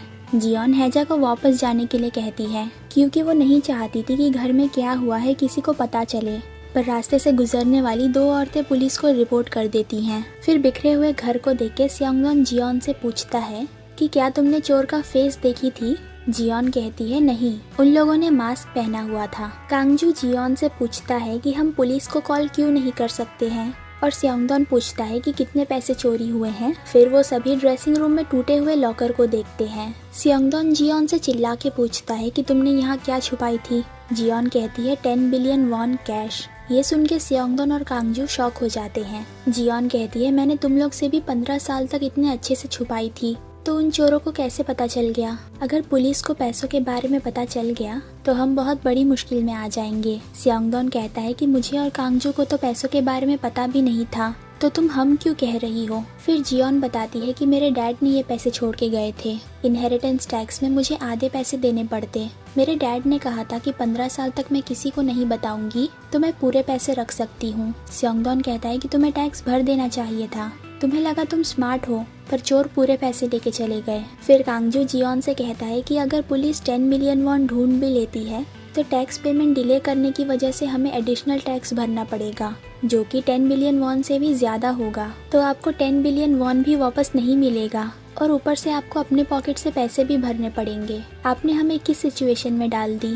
डैड एक बिजनेसमैन है, अगर ये न्यूज़ बाहर निकली तो लोगों को लगेगा कि ये इलीगल पैसा है, इससे कंपनी को कितना नुकसान हो जाएगा। तभी सियोंगदोन को हैजा कॉल करके बताती है कि मुझे पुलिस वालों ने कॉल किया था और वो लोग आपके घर आ रहे हैं, क्योंकि नेबरहुड में से किसी और ने भी रिपोर्ट किया था। तो सियोंगदोन सबसे कहता है कि पुलिस के आने से पहले हमें सब साफ करना होगा। आज चोरों ने 10 बिलियन वॉन नहीं, सिर्फ वॉलेट में से कुछ कैश चोरी किया था। फिर सियोंगदोन कांगजू से कहता है कि हमें तुम्हारी मॉम और कंपनी को बचाना ही होगा। कुछ टाइम बाद उनके घर पुलिस आ जाती है, जो कि सूजी और उसका पेट्रोलिंग पार्टनर ह्योंगचोल रहते हैं। सियोंगदोन जियोन को पुलिस को बोलने की स्टोरी बताता है कि तुम घर में आई थी, चोर तुम्हें देख के डर गए, फिर उन्होंने तुम्हारा बैग चोरी किया और भाग गए। जियोन कहती है मुझे डर लग रहा है, मुझे झूठ बोलना नहीं आता है। तो कांगजू और सियोंगदोन उसकी तरफ देखते हैं और सियोंगदोन कहता है कि तुम झूठ बोलने में एक्सपर्ट हो। नेक्स्ट सीन में दारिम कांगजू का दिया हुआ एक केन यूज करने के लिए लेती है, पर उसे कांगजू की बात याद आती है जब उसने कहा था कि मुझे तुम पे तरस आता है, तो वो उसका दिया हुआ केन फेंक देती है। नेक्स्ट सीन में बॉम दारिम के स्टोर पे आके बोंगी को बताती है कि दारिम ने मुझे कॉल करके कहीं चलने के लिए बुलाई है। तो बोंगी उसे चॉकलेट्स देके दारिम को हेल्प करने के लिए थैंक्स बोलती है। फिर बोंगी पूछती है कि मैं तुम्हारी ग्रैंडमा की फ्रेंड हूँ, तो तुम मुझे मिस को कहकर क्यों बुलाती हो। बॉम कहती है कि आप प्रिटी हो और मेरी ग्रैंडमा से यंग लगती हो। तभी वहाँ उसकी ग्रैंडमा हैजा आकर उसकी बात सुनने लगती है। बॉम बोंगी से कहती है कि आप दोबारा शादी भी कर सकती हो। तो बोंगी कहती है कि क्या तुम्हारी ग्रैंडमा दोबारा शादी नहीं कर सकती है। बॉम कहती है बिल्कुल नहीं, भला उनको कौन झेल सकता है। तभी उसकी ग्रैंडमा उसे पकड़ लेती हैं और कहती हैं कि मैं तुम्हारी वजह से दोबारा शादी नहीं कर सकती हूँ, क्योंकि तुम पूरे नेबरहुड में मेरी बुराई करती रहती हो। फिर दारिम बोंगी को बताती है कि मैं न्यू केन खरीदने जा रही हूँ। तो बोंगी उसे केन खरीदने के लिए पैसे देती है और कहती है कि इस बार सिर्फ एक ही केन खरीदना। पर दारिम हमेशा इमरजेंसी के लिए एक एक्स्ट्रा केन खरीदती थी। बोंगी कहती है कि तुम्हें दूसरे केन की ज़रूरत नहीं पड़ेगी। तो दारिम समझ जाती है कि बोंगी को उसके आई शॉट के बारे में पता चल गया है। बोंगी कहती है कि तुम मुझ पे भरोसा रखो, मैं तुम्हें आई शॉट कैसे भी दिलवाऊंगी। तो दारिम खुशी में रोने लगती है। नेक्स्ट सीन में पुलिस जियोन के घर को सील कर देते हैं और घर की अच्छे से जांच करके सारे एविडेंस इकट्ठा करते हैं। मुरिम और दूसरे डिटेक्टिव को पुलिस वाले पूरी स्टोरी बताते हैं। वो लोग पूछते हैं कि जियोन ने तुरंत रिपोर्ट क्यों नहीं की, तो सूजी बताती है कि जियोन डर गई थी क्योंकि चोरों ने उसका फेस देख लिए थे। हमें उसके हस्बैंड ने अंदर आने दिया था। चोरों के आने से पहले अलार्म नहीं बजा था क्योंकि सिक्योरिटी लॉक को डीएक्टिवेट किया गया था। चोर ब्लैक एसयूवी लेके गैराज से अंदर आए थे। मुरिम कहता है उन चोरों का फैमिली से जरूर कुछ कनेक्शन होगा क्योंकि उन्हें पता था कि इस समय घर खाली रहेगा। फिर सूजी बताती है कि विक्टिम के पर्स से कैश चोरी हुआ है, पर जियोन को एग्जैक्ट अमाउंट नहीं याद है। फिर वो लोग घर को दोबारा अच्छे से सर्च करने लगते हैं। फॉरेंसिक्स वालों को मिनकी का गिराया हुआ लाइटर मिलता है जिसपे कैरियोके बार का नाम लिखा था। फिर मुरिम ड्रेसिंग रूम में सर्च करते हुए क्लोजेट में जाता है जहाँ उसे कुछ स्मेल आता है। फिर वो कपड़े पे खून का निशान देखता है। सूजी उसे खून का फोटो खींचते हुए देख के कहती है कि जियोन कुछ कपड़े लेने आई थी, तब शायद ये खून यहाँ लग गया होगा। चोर इस एरिया में नहीं आए थे। मुरिम मुझसे पूछता है कि क्या तुम्हें यहाँ कुछ अजीब स्मेल आ रही है, तो सूजी नहीं कहती है। फिर वो दोनों बाहर जाते हैं। मुरिम लाइटर को देख के कहता है कि ये चीप लाइटर इस फैमिली में से किसी का नहीं हो सकता है। नेक्स्ट सीन में माउंटेन पे हाइकिंग से ब्रेक लेके सब लंच करते हैं। ग्रैंडमा कहती हैं कि शायद मैंने अपना फ़ोन घर पे भूल आई हूँ। ग्रैंडपा कहते हैं मैंने अपना फ़ोन लाया हूँ तो टेंशन मत लो। फिर ग्रैंडपा ग्रैंडमा को लंच खिलाते हैं तो सब उन्हें देख के कहने लगते हैं कि ये दोनों कितने क्यूट हैं। नेक्स्ट सीन में दारिम बॉम्ब के साथ केन खरीदने जा रही थी, पर तेवुंग पहले ही स्टोर पे एक अच्छा केन खरीदने के लिए ढूंढ रहा था। तेवुंग स्टोर वाले को दारिम के बारे में बताता है और सबसे स्ट्रॉन्ग केन मांगता है। स्टोर वाले उसे कस्टम केन बनवाने के लिए कहते हैं, तो तेवुंग एक नॉर्मल केन अभी खरीदता है और एक कस्टम ऑर्डर प्लेस करता है जिसे बनने में कुछ दिन लग सकते हैं। फिर स्टोर के बाहर उसे दारिम और बॉम्ब मिलते हैं। तेवुंग दारिम को केन देता है तो दारिम उसे पे करने लगती है, पर तेवुंग पैसे लेने से मना कर देता है। फिर दारिम कहती है कि हम सब कुछ खाने चलते हैं और वो केन को रख देती है। तेवुंग पूछता है क्या तुम्हें केन की जरूरत नहीं है, तो दारिम उन दोनों को पकड़ के कहती है कि तुम दोनों मेरे फेवरेट केन हो। फिर वो सब एक रेस्टोरेंट जाके खाना खाते हैं। बॉम्ब तेवुंग से कहती है कि मैंने एक बार दारिम से पूछी थी कि आपकी आंखें वापस आने के बाद आप किसको सबसे पहले देखना चाहोगी। तभी दारिम बॉम्ब का मुंह बंद कर देती है। तेवुंग पूछता है तुम किसको देखना चाहोगी, तो दारिम कहती है किसी को नहीं, पर बॉम्ब दारिम का हाथ हटा के कहती है कि ये आपको देखना चाहती है। तो तेवुंग हंसते हुए पूछता है क्या तुम जानना चाहती हो कि मैं कैसा दिखता हूँ। फिर दारिम बॉम्ब को पिंच करती है, तो बॉम्ब कहती है कि आप मुझे पिंच क्यों कर रही हो। फिर बॉम्ब वॉशरूम चली जाती है। उसके बाद तेवुंग दारिम से कहता है कि मेरा फेस बहुत अगली है। दारिम कहती है उससे फर्क नहीं पड़ता है, तुम्हारा हार्ट बहुत अच्छा है। दारिम ने कभी तेवुंग का फेस नहीं देखी थी क्योंकि उसकी आईसाइट जाने के बाद वो तेवुंग से मिली थी। तो दारिम कहती है कि मैं सच में देखना चाहती हूँ कि तुम कितने अगली दिखते हो। नेक्स्ट सीन में बॉन्गी ड्रैग क्लीनिंग स्टोर पे काम कर रही थी। वो सोचती है कि हम किसी 200 मिलियन वॉन डिपॉजिट वाले घर में शिफ्ट हो जाते हैं तो इस घर के 400 मिलियन वॉन डिपॉजिट में से 200 मिलियन वॉन बच जाएगा। फिर भी दारिम के आई शॉट के लिए 600 मिलियन वॉन और चाहिए। फिर बॉन्गी love capital private loan agency के विजिटिंग कार्ड को देखने लगती है। तभी वहाँ मुरिम की होने वाली मदर इन लॉ चीफ मियोक आती हैं, जो कि यूनिफॉर्म्स ड्राई क्लीनिंग करवाने के लिए लाई थी। बॉन्गी कहती है कि आपको मुरिम को बोल देना चाहिए था, वो ले आता। तो मियोक कहती है कि आप मुरिम को जानती है ना, वो प्राइवेट और पब्लिक लाइफ को सेपरेट रखता है, इसीलिए ये मुझे खुद लाना पड़ा। तो बॉन्गी उसे पानी पीने के लिए देती है। फिर मियोक कहती है कि आपका फेस रेड हो गया है, आज के टाइम स्मॉल बिजनेस चलाना काफ़ी टफ हो गया है ना, आप अकेले बिजनेस, पेरेंट्स इन लॉ और बच्चों को संभालती हैं, मैं आपको बहुत एडमायर करती हूँ। तो बॉन्गी कहती है कि आपने इतनी मेहनत करके अपनी लाइफ में सक्सेस हासिल करी हो, मैं भी आपकी रिस्पेक्ट करती हूँ। फिर मियोक कुछ सोचने लगती है, तो बॉन्गी उनसे कहती है कि क्या आप मुझसे कुछ बात करना चाहती हैं। मियोक कहती है मुरिम सूजी के लिए न्यू घर खरीदना चाहता है, पर एक पुलिस ऑफिसर के पास घर के लिए 200 मिलियन वॉन कहाँ से आएगा। अगर मुरिम लोन लेगा तो लोन भरने के बर्डन से उन दोनों की लाइफ डिप्रेस हो सकती है। मैं नहीं चाहती कि उनकी मैरिज पैसों की वजह से खराब हो, इसीलिए मैंने मुरिम को हेल्प करने के लिए पैसे ऑफर करी थी, पर उसने पैसे लेने से मना कर दिया। फिर मियोक मुरिम को देने के लिए बॉन्गी को चेक देती है, पर बॉन्गी भी पैसे लेने से मना कर देती है, ये कहकर कि मुरिम ने पैसे नहीं लिया तो मैं कैसे ले सकती हूँ। पर मियोक उसे पैसे लेने के लिए इंसिस्ट करती है और कहती है ये मैं मेरी डॉटर के लिए कर रही हूँ। ताकि वो इजीली अपनी लाइफ जी सके। तो बोंगी वो पैसे एक्सेप्ट कर लेती है। फिर मियोंग कहती है कि मैं चाहती थी कि शादी के बाद मुरिम हमारे साथ रहने आ जाता, पर शायद आपको अच्छा नहीं लगेगा। तो बोंगी कहती है कि मैंने अभी तक इसके बारे में नहीं सोची, ये सब मेरे लिए न्यू है। फिर मियोंग बोंगी के रेड फेस के लिए कहती है कि मैं भी मेनोपॉज से गुजर रही हूँ, डर्मेटोलॉजिस्ट को दिखाने से ये ठीक हो जाएगा। फिर मियोंग वहाँ से चले जाती है। उसके बाद बोंगी देखती है कि मियोंग ने घर के लिए 100 मिलियन वॉन दी है। तो वो मुरिम को कॉल करके कहती है कि काम से आने के बाद मुझे तुमसे कुछ बात करना है। फिर मुरिम को डिटेक्टिव बताते हैं कि फॉरेंसिक रिपोर्ट आ गया है। लाइटर पे स्योंगडॉन के ड्राइवर मिनकी का फिंगरप्रिंट मिला है, तो हमें लाइटर पे लिखे कैरियोके बार के एड्रेस पे जाना चाहिए। फिर मुरिम कहता है क्या सच में सिर्फ 1 मिलियन वॉन कैश चोरी हुआ होगा?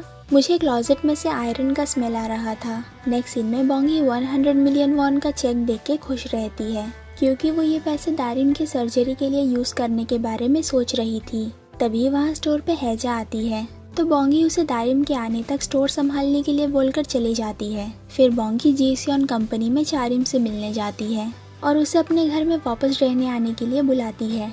चारिम रीज़न पूछती है, तो बोंगी कहती है कि मुझे तुम्हारे घर के डिपॉजिट का पैसा चाहिए, क्योंकि दारिम की आईसाइट सर्जरी से वापस आ सकती है। चारिम पूछती है क्या आप श्योर हो कि दारिम की आईसाइट ठीक हो जाएगी?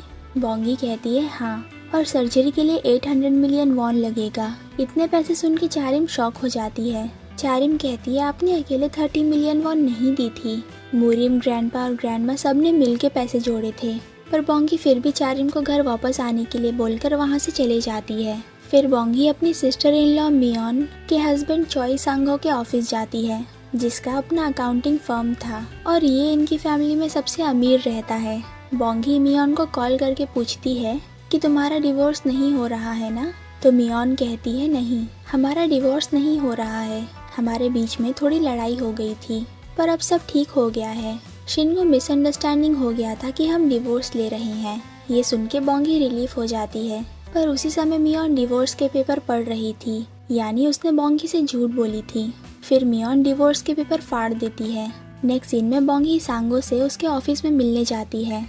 बोंगी सांगो से कहती है कि मुझे पता नहीं कि मुझे ये कहना चाहिए या नहीं। सांगो पूछता है क्या कहना है आपको, पर तभी सांगो की गर्लफ्रेंड वहाँ आती है, जो कि उसी कंपनी में काम करती थी, और वो गलती से सांगो को हनी बोल देती है, यानी सांगो अपनी वाइफ पे चीट कर रहा था। सांगो उसे बाद में आने के लिए कहता है। फिर ये सब देख कर भी बोंगी सांगो से लोन मांगती है और कहती है कि मैंने मियोन और तुम्हारे लिए कभी कुछ नहीं की, तो मैं ऐसे पैसे नहीं मांग सकती हूँ, पर मुझे अर्जेंटली पैसों की ज़रूरत है। फिर वो इंटरेस्ट के साथ पैसे वापस करने का प्रॉमिस भी करती है। सांगो पूछता है कि क्या मियोन को इसके बारे में पता है?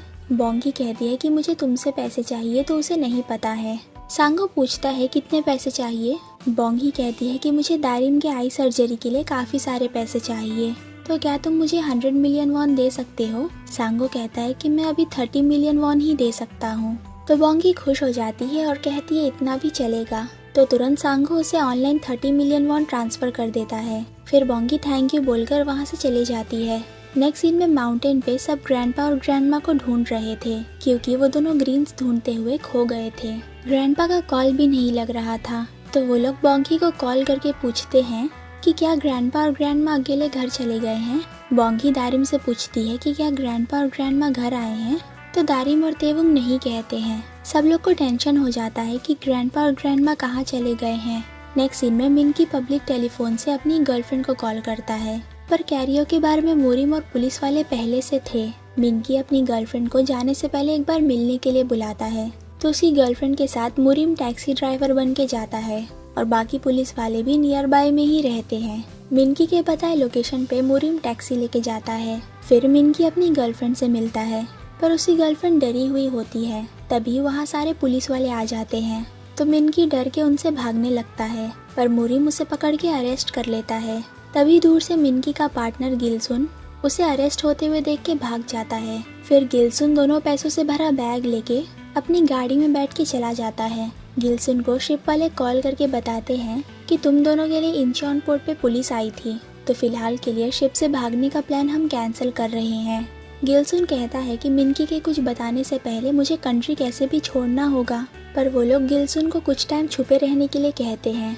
गिलसुन गुस्सा हो जाता है और कहता है मिनगी ने एक लड़की के लिए पूरा प्लान खराब कर दिया।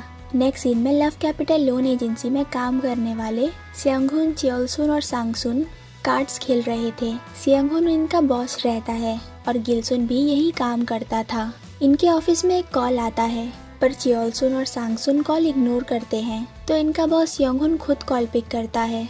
ये कॉल गिलसुन ने अपने ऑफिस में किया था पर वो बिना कुछ बोले कॉल कट कर देता है और सोचता है ये मैं पैसे अपने ऑफिस में भी नहीं छुपा सकता हूँ। नेक्स्ट सीन में ड्राई क्लीनिंग स्टोर पे ग्रैंड पेरेंट्स को ढूंढने के लिए सब लोग टेंशन में रहते हैं। सूजी मुरिम को कॉल पे डायरेक्ट माउंटेन पे जाने के लिए कहती है। मियोन भी सबको कहती है कि सर्च टीम के साथ हम सबको भी चलना चाहिए, तो सब लोग माउंटेन पे जाने लगते हैं। दारिम भी कहती है कि मैं भी चलूंगी, पर चारिम उसे मना कर देती है और कहती है तुम सिर्फ प्रॉब्लम को बढ़ाओगी। अगर ग्रैंड पेरेंट्स वापस आ जाएंगे तो तुम हमें इन्फॉर्म कर देना। तो तेवंग चारिम से कहता है कि तुम्हें इतना रूड नहीं होना चाहिए। फिर वो दारिम से कहता है कि चारिम सही कह रही है, अगर ग्रैंड पेरेंट्स घर आ जाएंगे तो हमें कॉल करके बताना। फिर सबके फ़ोन में मिसिंग पर्सन का अलर्ट आ जाता है।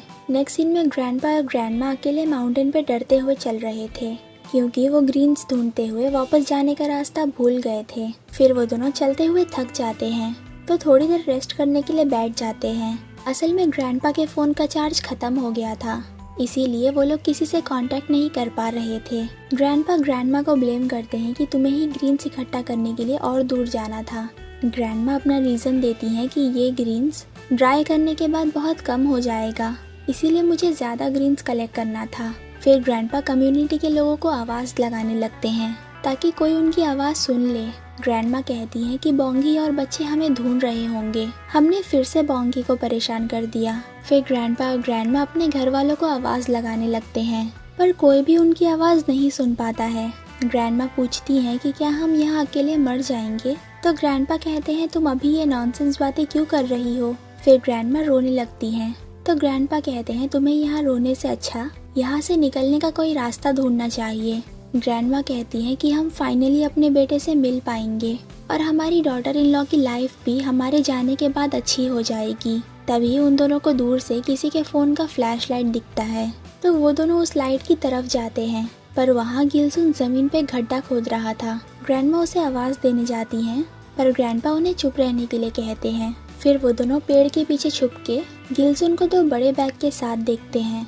उन दोनों को लगता है गिलसुन किसी की डेड बॉडी जमीन में छुपा रहा है। तभी ग्रैंडमा गलती से कुछ लकड़ियों पर पैर रख देती हैं, जिसकी आवाज़ सुन के गिलसुन आसपास देखने लगता है। ग्रैंडपा और ग्रैंडमा डरते हुए बिना आवाज़ किए पेड़ के पीछे छुपे रहते हैं। फिर गिलसुन को लगता है हवा की वजह से झाड़ हिलने का आवाज़ आया होगा, तो वो वापस पैसे ज़मीन में छुपाने लगता है। ग्रैंडपा और ग्रैंडमा उसके गले में गोल्ड चेन और टैटू नोटिस करते हैं।